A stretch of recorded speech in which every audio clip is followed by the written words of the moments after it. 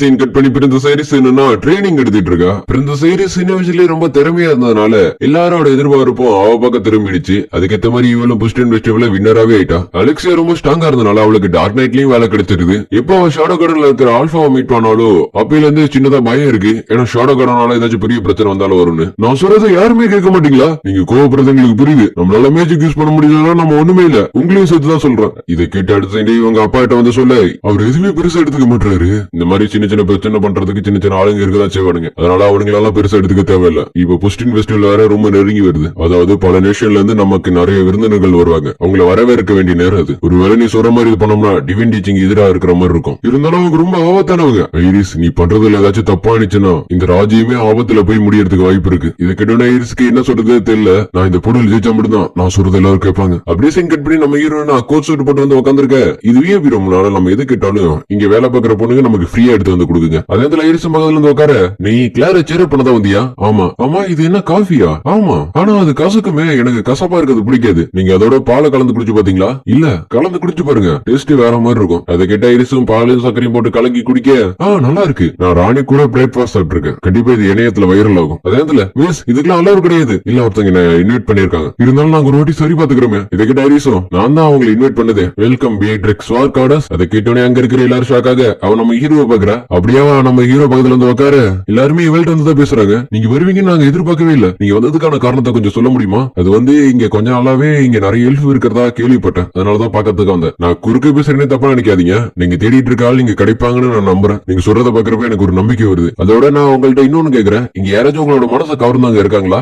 Set. அது கேட்டோன்னே எல்லாருமே நம்ம ஹீரோ திரும்பி பாக்க என்ன எல்லாரும் இன்னைக்கு பாக்குறானுங்க. செட்டு தான் என்னோட கவனத்தை ரொம்ப ஈர்த்தான். ஆனாரா சொல்லணும் அகாடமி சேர்ந்த ஒரு ஸ்டூடெண்ட் தான் இவன்.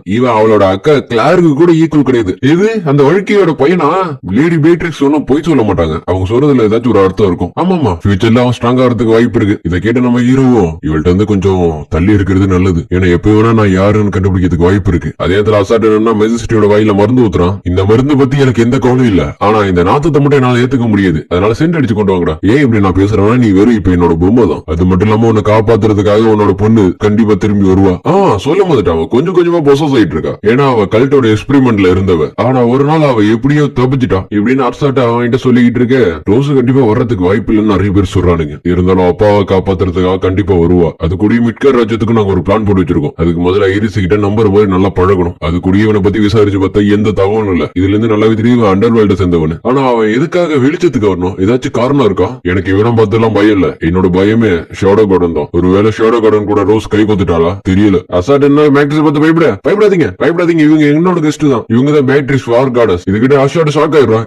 இவளுக்குள்ள ஹீரோட ரத்தம் எல்லாம் ஓடுது. சரி டோர்னமெண்ட் ஆரம்பிங்க. எப்படியாச்சும் நான் என்னோட வலையில மிட்கர் ராஜ்யத்தையும் விழ வைக்கணும். அதுக்காக தான் என்னோட ஆளுங்களை நான் எல்லா இடத்துல வச்சிருக்கேன். அதே நேரத்துல இங்க மேட்ச் ஆரம்பிக்க அசாட்னா நம்ம ஹீரோ பாக்குறான். இருக்கிற பிரச்சனை எல்லாம் இவன் வேற. அறிவில்லாதவனுங்க மேல எல்லாம் புறமப்பட்டா ஒரு பிரயோஜனமும் இல்ல. இங்க ஹீரோட அக்கா சண்டை போட்டுட்டு இருக்க கிளார்க் ஆகணும் கொஞ்சம் திறமையானவ தான். ஏன்னா பிரின்சஸ் ஐரிஸ் இவன் மேல ஒரு கண் வச்சிருக்கானா கண்டிப்பா இவளுக்குள்ள ஹீரோட ரத்தம் ஓடிட்டு இருக்கும். இப்படி இவன் மனசுக்குள்ளே பேசிக்கிட்டு இருக்க ஐரிஸ் கிளம்பி போறா. ஏன்னா அடுத்த மேட்ச் அவளுக்கு தானே. போற வழி எல்லாருமே ஐரிஸ் நீங்க தான் ஜெயிக்கணும், பிரின்சஸ் ஐரிஸ் உங்களால முடியும். நான் இவனை பத்தி தெரிஞ்சுக்கிட்டு வரையும் இவன் ரொம்ப பவர்ஃபுல்லான ஆப்பனண்டா தான் இருக்கணும். ஏன்னா இவன் ரொம்ப ஸ்பீடா மூவ் பண்ணி அட்டாக் பண்றான். அதே நம்ம ஹீரோ ஸ்வாட ரெடியா கையில வச்சிருக்க.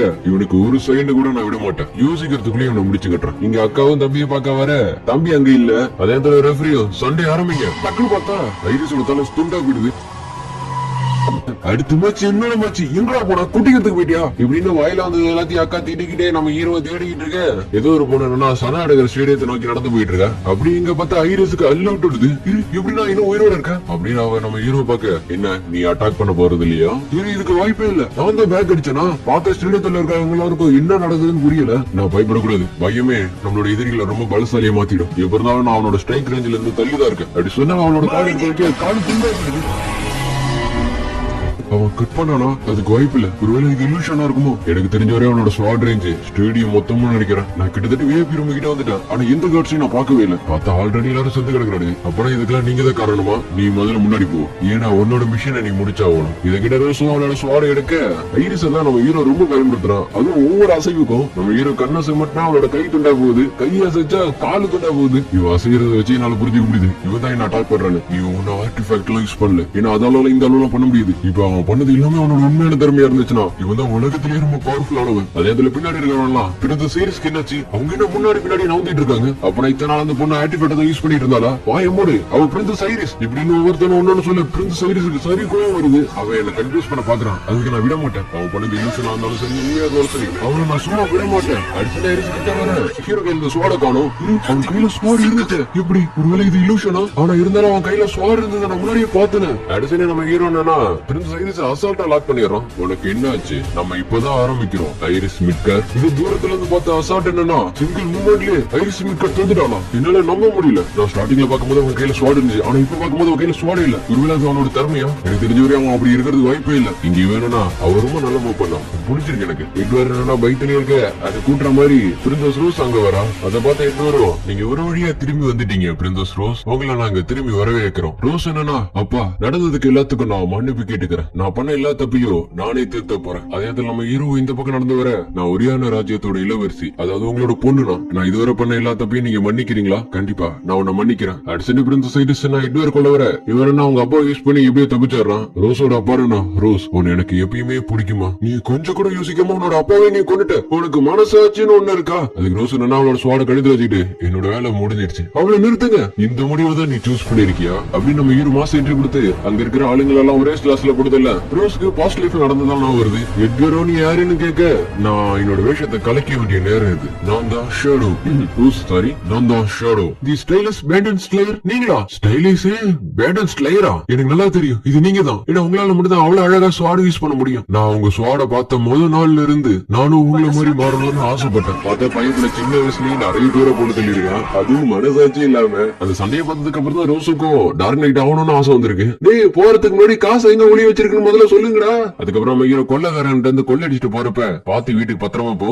கொஞ்சம் இருங்க, உங்க பேரு என்ன? என்னோட பேரா நல்ல குஷன் தான். நான் என்னோட ட்ரைனிங்ல பாதியில தான் இருக்கேன். அதனால இப்போதைக்கு என்னோட பேரு ஸ்டைலிஷ் பேண்டன் ஸ்லேயர். ஷேடோ நீங்க எப்பயுமே எனக்கு ஸ்டைலிஷ் பேண்டன் ஸ்லேயர் தான். அந்த நேரத்துல வேற ஏதோ ஒரு பொண்ணு நினைச்சு சொன்ன. கடைசியில பார்த்தா இவதானா? நீ அந்த வயசுலயோ நீ எதை நினைச்சு பயந்தது இல்ல. அதுவும் அந்த வயசுலயே நீங்க ஈவல் எதிர்த்து போராடுனீங்க. நான் என்னோட வழியை தீர்த்துக்கிறதுக்காக நான் மரணத்தை தான் தேர்ந்தெடுத்தேன். எனக்கு போராடுறதுக்கான சக்தி இருக்கு. ஆனா அதை விட எனக்கு ரொம்ப பயமா இருக்கு. கொஞ்சம் நிமிந்து பாரு, உன்னோட சண்டை இன்னும் முடியல. அப்படியே ரோஸ் அவளோட அப்பா பார்க்க அடிச்சு இந்த இடத்த விட்டு கிளம்புறா. ரோஸ் எங்க போறீங்க? முதல்ல இந்த இடத்த போறது உங்க எல்லாருக்கும் நல்லது. நீங்க நம்ம ஹீரோ அசால்ட்டா லாக் பண்ண யாராச்சும் காப்பாத்துவாங்க. யாராச்சும் இருக்கீங்களா? நீ எவ்வளவு கத்துனாலும் யாரும் வர போறது இல்ல. ஆல்ரெடி உங்க ஆளுங்க எல்லாரும் நாங்க கொண்டுட்டோம். நான் ரெடி. இது கிட்ட நம்ம ஹீரோ சிரிக்க நம்ம ஹீரோ அட்டாக் பண்றோம். ஆனா அதை நம்ம ஹீரோ அசால்ட்டா பிளாக் பண்ண அந்த வைப்ரேஷன் அந்த ரூமே சுக்குனரா உடையுது. இந்த ஒரு கேப் யூஸ் பண்ணிட்டு அசால்ட் எஸ்கேப் ஆயிடும். அப்படி இவங்க ரெண்டு பேரும் மேல வந்து சண்டை போட இங்க